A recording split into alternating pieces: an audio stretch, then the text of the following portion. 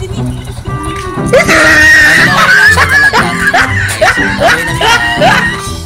Tubel. That's good. Yo, shout out sa ato ang gasoline boy na dito. Butagon. Gasolines. On the way na may sa Dalagdag.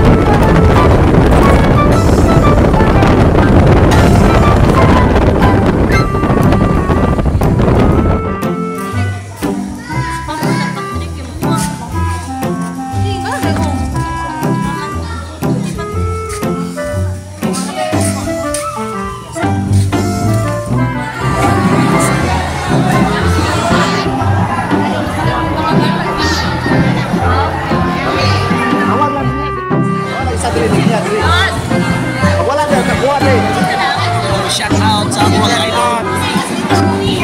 Isa. Hindi ka po rin indat ay. Nani ka bibo Dalagdag.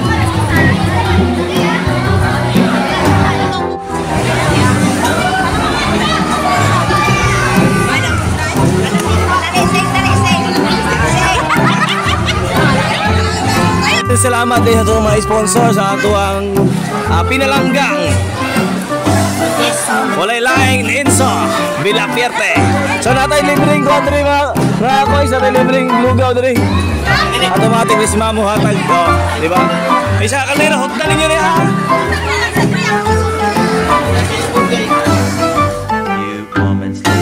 So gipangita na ko si Kabosyong mga kaoys. Unta na si Kabosyong diri. Ay naaji day. Baguro. So, abi. Dol, yawa. Shout out ko sa akong pinaka himsog ug pinakagwapo na vlogger diri sa Dalagdag. Kasi may ganun mo Dol. Asa mo ka Dol? Yawa, oh. So, ay kalimtin niyo i-follow na to si Kabosyong sa iyang Facebook page o sa YouTube. Automatic.